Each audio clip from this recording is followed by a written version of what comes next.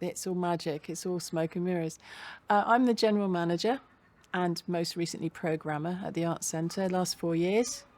And I've been here 23 years, 6 months and 8 days. Wow. How has the Arts Centre, in that amount of time, how has it changed from when you first started to now? Gosh, well, it's a lot busier now. It's a lot more polished because we've had a couple of refurbs. And most recently, the cafe was refurbished and it's very beautiful and it brings in loads of people. The food's amazing. This beautiful garden is a secret treasure. And yeah, it's consistently great food and service. It just feels like there's this huge amount of expansion going on. We've got a massively good trustee team. We've got Claire Tudge, who's an amazing director. We've got a wonderful deputy director with David. Everyone leads from the shoulder. There's no ego. There's no, there's no personal sort of cross to bear, whatever. It all feels like things are starting to change in a massively good way. And it's a really good time to support the Arts Centre because we've always had a huge band of ambassadors who are fantastic, who are part of our steward team and part of the people who come here all the time. But also people who've moved to Bridport since the pandemic, who may or may not have known that there's just such this gem in the middle of Bridport. So, you know, when you go into the theatre, the lights go down and the lights come up. They could be anywhere, you know. You could be at the Met, you could be somewhere in London or a big city, and a lot of people come out and express that too. You just said like the kind of like buzz, and the word gem is what you used. What happens inside this building? That could be the atmosphere, it could be the vibe, but what happens inside this building that you kind of couldn't find anywhere else? I couldn't tell you what the sense of ownership of this building is, but I know for sure that people feel it almost as soon as they walk through the door. So whether you are neurodiverse, whether you're really outgoing, whether you've just come in on a whim to use the toilet, or, you know, come in to see a show, use the cafe, it feels like a comfortable, safe, homely space, like you've always known it, like a good friend. That's exactly what it feels like. And what can audiences expect when they walk through the door? They might be coming to the restaurant, they might be coming to see a show. What can they expect to be faced with, and what would that experience be for them? Well, personally, I think we've got a great front of house presence, and we acknowledge people that we've met maybe even once or twice before. You know, it feels like you're coming in somewhere that you're already known, so it's less scary. There's a lot of people in Bridport and the surrounding area who are widowed, or, you know, they're on their own, solo flyers, and it just feels a nicer space to come into. So it's professional, it's bright, it's warm when it needs to be warm, it's cool when it needs to be cool, and it's a really relaxing and creative space.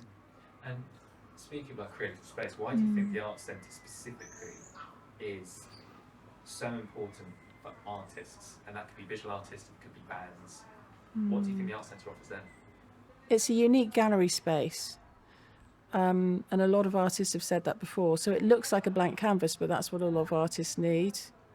It's a big space, but it's also welcoming, and it feels quite prestigious. And we've had lots of real big named artists exhibit there, and also emerging artists. So whichever end of the scale you're on, it's always going to be an amazing experience as an artist for you, and it's an incredible experience for everyone who comes through the door to actually meet the artist, to see the work, get involved with artist talks, and demystify it all a bit. And it's one of the only Arts Council funded galleries in the area, so I don't know how big a part of the southwest, but yeah, we've had that, you know, great boon to us, really. So people want to come and have their work shown here. We've literally got way too much to ever show, but I mean, that's a good thing, really, I think. Well, Why is that a good thing? It's like a sense of abundance. It's a sense of abundance, and it's also a bit of, FOMO. So we get people coming to us to ask to put a show on whom we may not, we may be punching under their particular, UK belt, but still it's seen as quite, I've lost the word, but it's a prestigious place to exhibit. And why does this buying the building campaign, what does that mean to you personally? Because when Peggy Chapman Andrews had that vision of shutting all the trustees into a room and locking the door and not letting them go home until they'd agreed to buy the building, she had the most amazing idea. We are a legacy for generations. The Arts Centre is a legacy for generations, and that's what it should stay as. And that seems like it affects you quite emotionally. It does, yeah. It's the most beautiful place to work, and it really, it really gets you there.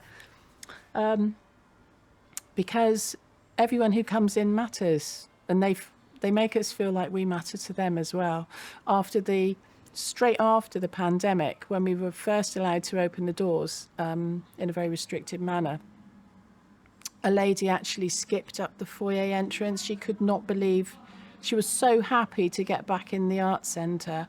And everybody who'd been, told to barricade themselves in their rooms because they were over a certain age actually stayed and socially distanced, but they socialised, it's that whole, the social aspect of people needing to be with people. And I think we really hit that hard.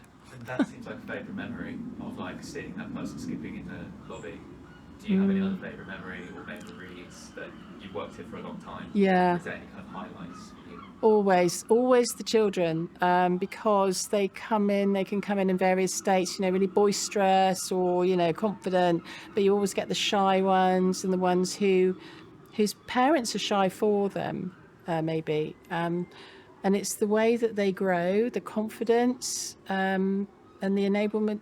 We enable, and the tutors and workshop leaders enable magic to come from that.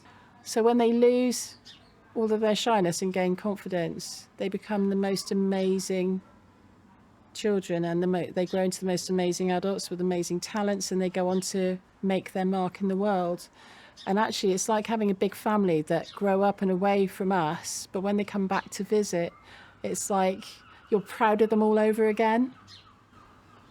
And what you've hinted at there is kind of like generations and the fact that this building, you want to keep going on and on and on. Yeah.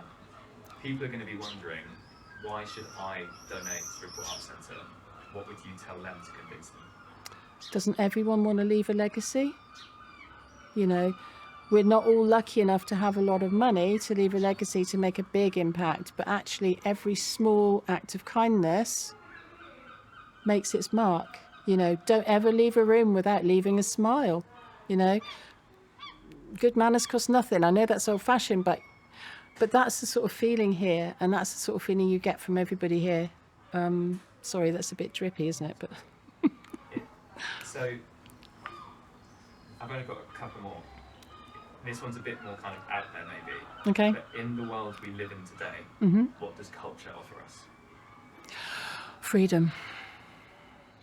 You have to be spontaneous and, not allow everything to be railroaded into what you have to and what you need to do. If you haven't got culture and creativity and everything it brings with you, what's the point? Is there anything else you'd like to add about the Arts Centre? Oh, it's lovely. Just really, really support us, please. Everyone has, and we're so grateful for that. And I'm not very eloquent at saying this, but, it really matters. I'm tearing up again. What would Bridport lose if Bridport Arts Centre was lost? Its heart. Bridport. Yeah, the Arts Centre. It's an arts centre with a town running through it.